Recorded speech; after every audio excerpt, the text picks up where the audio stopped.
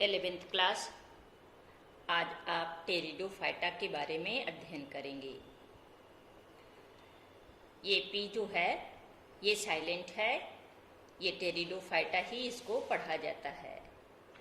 Pteridophyta जो है या क्रिप्टोगेमस का, इसको ना वास्कुलर क्रिप्टोगेमस के नाम से भी जाना जाता है। क्रिप्टोगेमस को 3 भाग में बांटा गया था, थैलोफाइटा, ब्रायोफाइटा और टेरिडोफाइटा। ये टेरिडोफाइटा है क्रिप्टोगेमस का। इसके पौधे जो हैं ये प्रायः शाकीय होते हैं और ये नम, ठंडे, छायादार स्थानों में पाए जाते हैं। वास्कुलर क्रिप्टोगेमस इसलिए कहा गया है कि ये पादप जगत का पहला पौधा है जिसमें जाइलम और फ्लोएम पाया जाता है। जाइलम और फ्लोएम ये दोनों मिलकर के कहलाता है वास्कुलर बंडल, इसीलिए इसको वास्कुलर क्रिप्टोगेमस के नाम से जाना जाता है। और टेरिडोफाइटा के पौधे की विशेषता है कि ये पादप जगत में ये पहला पौधा है जिसमें पौधे का प्रारूप दिखाई दिया। कहने का तात्पर्य ये है कि इसमें जड़, तना, पत्तियां, वास्तविक जड़, तना, पत्तियां, जड़ भी मूसला जड़ ये पाई जाती है, स्पष्ट रूप से दिखाई देता है।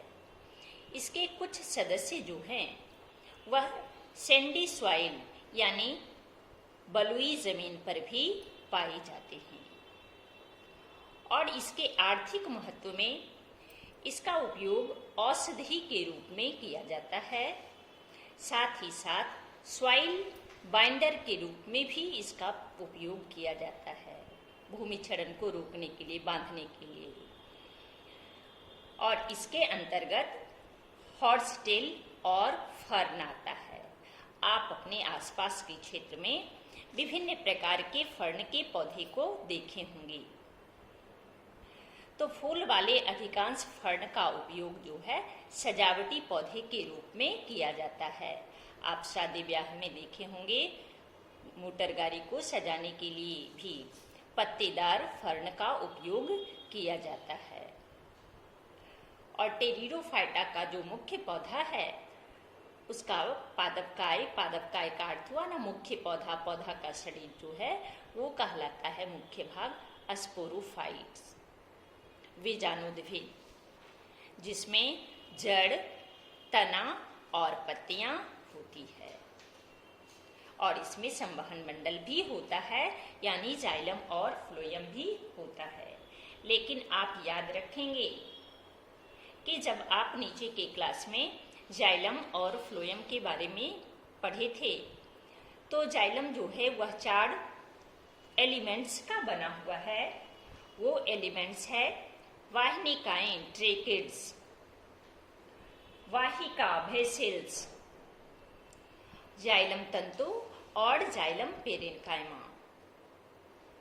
और उसी प्रकार से फ्लोएम भी 4 एलिमेंट्स का बना हुआ था, जिसमें था चालनी नलिका, सेल ट्यूब, सहकोशिका कंपेनियन सेल, फाइलम तंतु था और फाइलम पेरेन्काइमा। तो इस टेरिडोफाइटा में जो जाइलम होता है वो जाइलम में वेसल्स यानी कि वाहिकाएं और फ्लोएम में सहकोशिका कंपेनियन सेल नहीं पाया जाता है। बाकी 3 होता है, लेकिन इन दोनों में एक में जाइलम में वाहिका ना होता है और फ्लोएम में सहकोशिका नहीं पाया जाता है। स्पोरोफाइट्स में बीजाणुधानी होती है, जो पौधा का मुख्य शरीर है। स्पोरोफाइट्स उसमें बीजाणुधानी होता है और बीजाणुधानी में कुछ विशेष प्रकार की पत्तियों की समान रचना है। ये कहलाता है स्पोरोफिल्स, बीजाणुपर्ण। ये उसी पर पैदा भी होता है।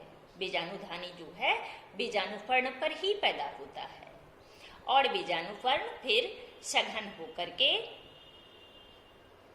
जो संरचना बनाती है वो कहलाता है शंकु। कौन कहलाता है। जैसे है सिलेजिनेला और इक्विसिटम, इन दोनों में ऐसा देखा गया है, ऐसी संरचना का निर्माण करता है, वास्तव में ये संरचना बनाता है।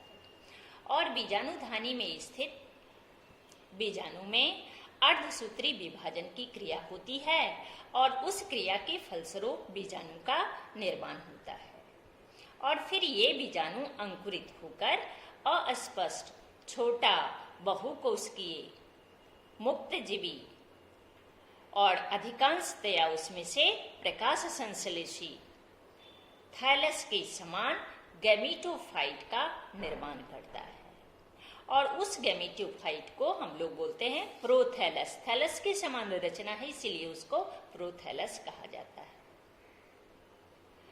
और ये इस गैमेटोफाइट्स के बनने के लिए उसको क्या चाहिए, उसको ठंडा, गीला, छायादार, नम स्थान का होना जरूरी है।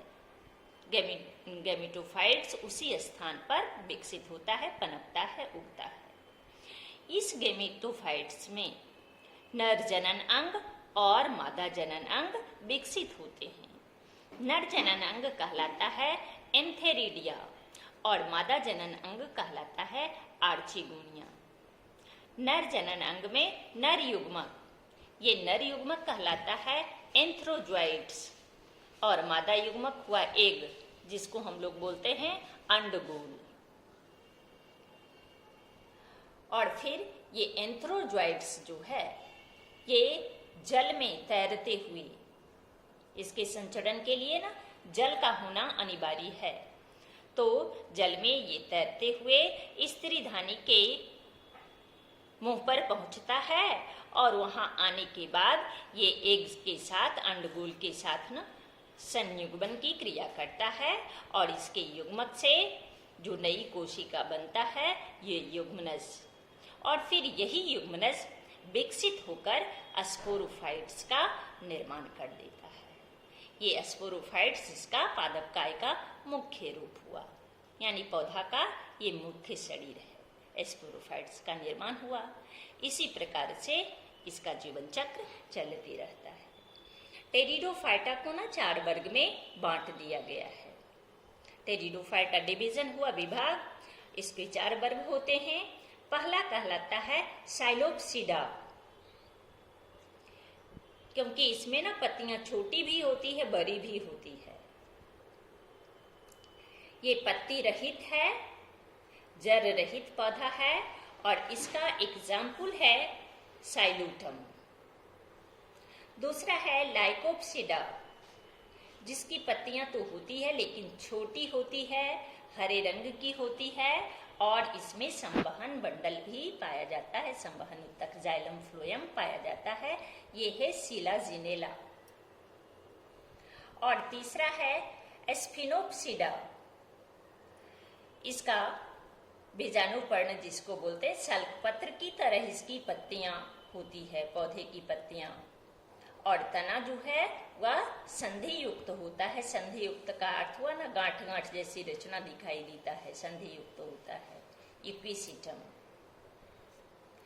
और चौथा है टेरोप्सिडा, जिसमें संवहन मंडल कॉम्प्लेक्स होता है, जटिल संवहन मंडल होता है। पत्तियां भी इसकी बड़ी होती है, बीजाणुपर्ण इसके बड़े होते हैं। और इसका उदाहरण है टेरिस, ड्रायोप्टेरिस। यही 4 वर्ग होता है टेरिडोफाइटा।